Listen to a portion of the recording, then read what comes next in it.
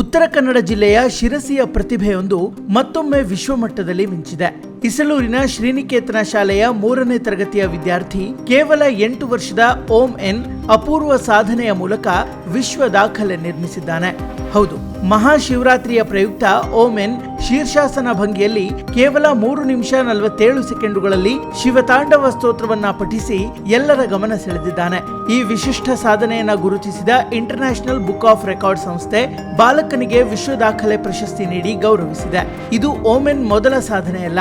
ಕೇವಲ 6ನೇ ವಯಸ್ಸಿನಲ್ಲಿ 1 ನಿಮಿಷ 42 ಸೆಕೆಂಡುಗಳಲ್ಲಿ ಏಷ್ಯಾ ಖಂಡದ 48 ದೇಶಗಳ ಹೆಸರು, ರಾಜಧಾನಿ ಮತ್ತು ಕರೆನ್ಸಿಗಳನ್ನ ನೋಡದೆ ಸರಾಗವಾಗಿ ಹೇಳಿ ದಾಖಲೆ ನಿರ್ಮಿಸಿದ್ದ.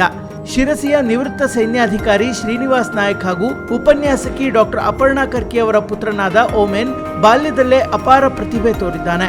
ಈ ಸಾಧನೆಗೆ ಮದನ್ ಫೋಟೋಸ್ ತಂಡದಿಂದ ತಾಂತ್ರಿಕ ಸಹಕಾರ ದೊರೆತಿದ್ದು ಬಾಲಕನ ಪ್ರತಿಭೆಗೆ ಸಾರ್ವಜನಿಕ ವಲಯದಲ್ಲಿ ಭಾರಿ ಪ್ರಶಂಸೆ ವ್ಯಕ್ತವಾಗ್ತಿದೆ.